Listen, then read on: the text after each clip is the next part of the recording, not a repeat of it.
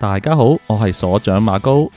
今日同大家深度介紹一套改變日本動畫歷史，甚至影響全球流行文化神作之一《阿基拉》。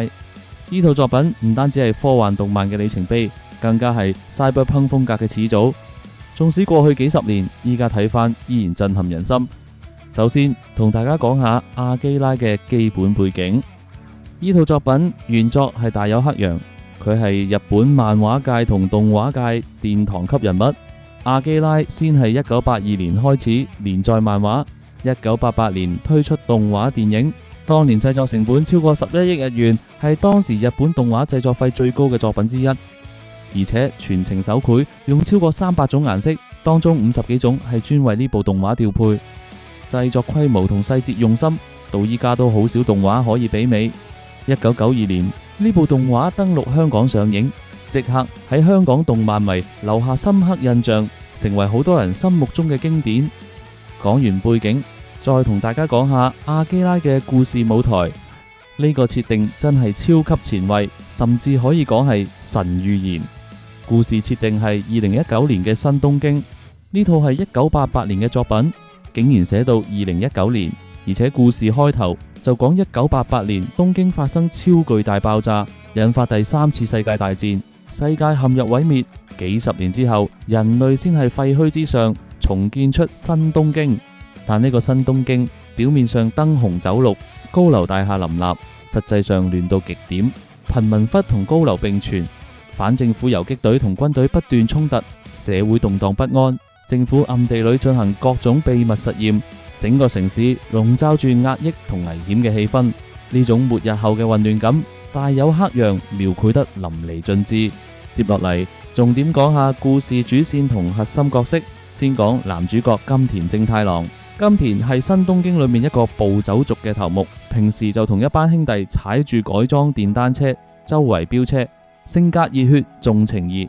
做事有擔當。雖然平時玩世不恭，但面對危機絕對唔會退縮。佢最標誌性嘅就係一架紅色電單車，造型超級前衛，後來都成為全球動漫迷心中經典道具，甚至好多後世作品都模仿呢個設計。同金田對立，亦都係故事另一個核心角色，就係鐵雄。鐵雄係金田從細玩到大嘅好兄弟，性格比較內向自卑，從細就經常被人欺負，一直都好依靠金田，直到一次意外改變咗佢一生，亦都改變成個新東京命運。當日鐵雄同一班朋友飆車期間，意外撞見一個擁有超能力嘅細路，之後鐵雄就被政府秘密軍隊捉走，強行加入代號阿基拉嘅超能力開發實驗。呢度就要解釋下到底阿基拉係邊個，呢個實驗又係乜？原來政府多年前發現有細路擁有極其強大嘅超能力，其中最強嘅就係編號28號嘅阿基拉，佢嘅力量足以毀滅世界。當年東京大爆炸就同阿基拉關係莫大，政府驚阿基拉嘅力量失控，封存喺新東京地下嘅秘密設施入面，同時繼續捉其他細路做實驗，企圖控制超能力，製造超級兵器。除咗阿基拉，實驗入面仲有3個好重要嘅超能力細路，分別係青子、高志同星。佢哋因為實驗外表停留在細路階段，卻擁有超越常人嘅智慧同超能力，一直暗中觀察住一切，企圖阻止災難再次發生。講返鐵雄，佢被捉去做實驗之後，竟然意外覺醒咗同阿基拉一樣強大嘅超能力，而且力量越嚟越強，逐漸失控。一開始鐵雄覺得自己終於有力量，唔使再被人欺負，可以保護自己，甚至可以得到尊重。但隨住力量膨脹，佢內心嘅貪婪、怨恨同自卑全部爆發出來，開始變得瘋狂、殘暴，唔理身邊人感受，甚至連好兄弟金田都唔認得。佢逃離實驗基地，到處破壞，軍隊完全阻擋唔住，新東京陷入一片混亂。鐵雄一心想揾阿基拉，想獲得同阿基拉一樣無上嘅力量，成為世界嘅主宰。而金田呢邊發現好兄弟被捉走，不顧危險，聯合反政府游擊隊，一路追尋鐵雄下落，想喺鐵雄完全失控之前，想喚醒翻佢嘅理智，救翻自己嘅兄弟。中間經歷無數危機，軍隊圍剿、游擊隊對抗、超能力對決，每一幕都緊張刺激，畫面衝擊力超強。大友克洋用極其細膩嘅手繪畫面，將新東京嘅混亂、超能力對決嘅震撼、角色內心嘅掙扎，全部展現出來。每一畫面都充滿細節，就算依家睇 4K 修復版，依然覺得震撼。接落嚟，重點分析下鐵雄呢個角色嘅悲劇性。其實鐵雄並唔係天生壞人，佢只係一個被命運捉弄嘅少年，從細缺少愛、自卑，一直活喺金田嘅保護之下。當突然得到毀天滅地嘅力量，佢根本唔懂得控制，亦都冇人引導佢。社會嘅壓抑、政府嘅殘酷、自身嘅弱點，全部結合起來，將佢推向深淵。佢想證明自己，想擁有一切，最後卻被力量吞噬，變成一個毀滅世界嘅怪物。呢段轉變，大友克洋刻畫得好真實，令人心痛，亦都令人反思。人類面對強大力量，到底應該點樣自處？而阿基拉呢個角色更加充滿哲學意味。阿基拉其實並唔係邪惡，佢只係一種純粹強大到無法理解嘅力量，就好似大自然嘅災難、原子彈一樣，本身冇好壞，只係人類企圖控制佢、利用佢，最終引發災難。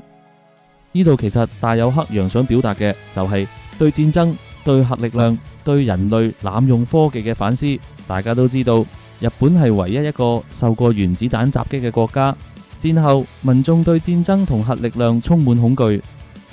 阿基拉就係用科幻嘅方式將呢種恐懼同反思表達出來，話俾大家知，人類唔好企圖挑戰自然，唔好濫用科技，否則只會自取滅亡。除咗劇情同角色，阿基拉嘅配樂同聲效都係神級水準。佢嘅配樂並唔係普通嘅動畫音樂，而是結合日本太鼓同現代電子音樂，旋律怪誕、壓抑，同新東京嘅混亂氛圍完美契合。每次超能力爆發嘅時候，配樂即刻將緊張感拉滿，令觀眾完全投入到故事入面。而且當時製作團隊係先錄好配音，再根據配音畫畫，確保角色口型同聲音完全同步。呢種製作方式係當時日本動畫界好少見，亦都令呢部作品嘅質感提升到電影級別。再講下阿基拉對後世嘅影響，真係數都數唔晒。首先，佢 Cyberpunk 風格嘅電機作品，後世好多經典作品，好似《攻殼機動隊》、《銀翼殺手》、《頭號玩家》都有借鏡阿基拉嘅設定同畫面。《頭號玩家》入面直接出現金田嘅紅色電單車，向呢部經典致敬。喺日本動畫史上，阿基拉更加係打破界限，令西方觀眾第一次見識到日本動畫嘅深度同實力。原來動畫並唔係只俾細路睇，亦可以探討深刻嘅社會問題、人性問題，推動日本動畫走向全球，為後來日本動畫嘅全球化發展鋪平道路。就算到依家，世界各地都有好多阿基拉嘅粉絲，漫畫同動畫不斷再版修復，可見呢部作品嘅經典程度，經過幾十年都唔會褪色。好多朋友第一次睇阿基拉，可能會覺得畫面比較暗黑、暴力，劇情有啲壓抑，但其實呢啲都係大友克洋刻意嘅安排。佢想透過呢種殘酷嘅畫面，反映現實社會嘅問題，戰爭帶來嘅創傷、科技濫用嘅危害、人性嘅弱點、社會階層嘅矛盾。呢啲問題唔單止係故事入面新東京嘅問題，亦都係現實世界一直存在嘅問題。所以阿基拉唔單止係一套科幻動漫，更加係一個時代預言。每一次睇都會有新嘅感悟。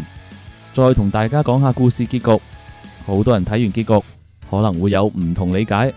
最後鐵雄力量完全失控，身體開始變異，即將毀滅新東京。呢個時候，青子、高志同勝三個超能力細路合力喺地下喚醒咗阿基拉。阿基拉出現之後，並冇同鐵雄對戰，而是將失控嘅鐵雄帶走，前往另一個宇宙空間。隨住一道白光，新東京毀滅又重生，故事就喺呢度結束。其實呢個結局並唔係簡單嘅悲劇或者喜劇，而係帶有重生同希望嘅意味。阿基拉代表住毀滅，亦都代表住重生。人類犯下嘅錯誤，最終要承擔後果，但毀滅過後，亦都會有新嘅開始。鐵雄嘅悲劇，亦都提醒所有人，無論擁有幾強大力量，都唔可以迷失本心，唔可以被權力同慾望吞噬。友情、人性、善良，先係最寶貴嘅嘢。講到呢度，總結下，阿基拉點解可以成為永恆經典？第一，佢有極其前衛同深刻嘅主題，反思戰爭、科技、人性，跨越時代，依家睇依然有現實意義。第二，製作水準頂尖，手繪畫面、配樂、劇情節奏都達到當時業界巔峰，就算同依家嘅動畫相比，都毫不遜色。第三，角色塑造立體，無論係金田、鐵雄定係阿基拉同超能力細路，每個角色都有血有肉，有優點有缺點，令人共情。第四，影響力深遠，改變全球動漫同流行文化，成為 Cyberpunk 同科幻動漫嘅標誌。對於中意動漫嘅朋友，特別係中意科幻 Cyberpunk 題材嘅朋友，阿基拉絕對係必睇之作。如果未睇過，建議大家睇返 4K 修復版，細心感受每一個畫面、每一段配樂、每一句對白，體驗帶有黑羊帶俾大家嘅科幻震撼。如果已經睇過，不妨再重溫一次，每次重溫都會發現新嘅細節，有新嘅感悟。其實香港好多動漫迷都對阿基拉有獨特情懷。當年佢喺香港上映，帶俾好多人前所未有嘅動畫觀影體驗。原來動畫可以咁有深度，咁有衝擊力。直到依家，香港動漫展、動漫活動都經常會出現阿基拉相關嘅周邊同展品，可見呢部作品喺香港動漫迷心中嘅地位。最後同大家講一句，阿基拉唔單止係一套動漫，更加係一件藝術品。佢用最震撼嘅方式講述最深刻嘅道理，提醒住每一個人珍惜和平、敬畏自然、守住人性本心，唔好俾虛幻嘅力量毀滅自己擁有嘅一切。今次關於阿基拉嘅介紹就到呢度，多謝大家收看。中意嘅朋友希望可以分享、訂閱、讚好，撳埋隔籬個啷啷，